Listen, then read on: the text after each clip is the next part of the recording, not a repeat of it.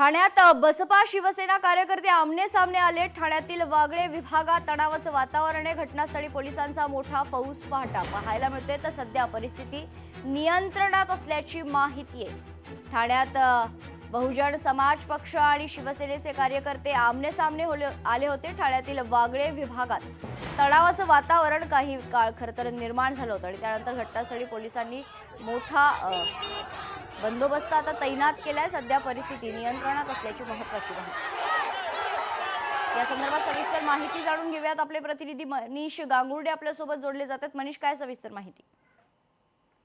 मेघना, आपण बघितलंय की सध्या निवडणुका आहेत आणि त्यामुळेच प्रत्येक पक्षाकडून जोरदार शक्ती प्रदर्शन जे आहे ते करण्यात येत आहे आणि त्यामुळेच प्रचार रॅली असतील, प्रचार दौरे असतील, हे देखील ठाण्यामध्ये बघायला मिळतात। त्यामुळेच ठाण्यातील जो वागळे इस्टेट परिसर आहे त्या परिसरामध्ये देखील दोन पक्ष जे आहेत, एक शिवसेना शिंदे गट आहे आणि दुसरा बसपा, या दोन्ही पक्षाचे कार्यकर्ते वागळे इस्टेट परिसरामध्ये आपापल्या पक्षाचा प्रचार करत असताना मोठ्या प्रमाणात शक्ती प्रदर्शन करत होते। दोन्ही पक्षाचे कार्यकर्ते एकमेकांच्या समोर आले होते, त्यामुळे कुठेतरी तणावाचं वातावरण त्या ठिकाणी निर्माण झालं होतं।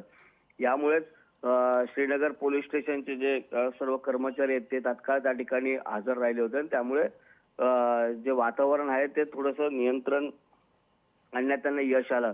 पण मात्र या प्रचाराच्या माध्यमातून दोन्ही पक्ष मोठ्या प्रमाणात शक्ती प्रदर्शन ठाण्यामध्ये करताना बघायला मिळाले।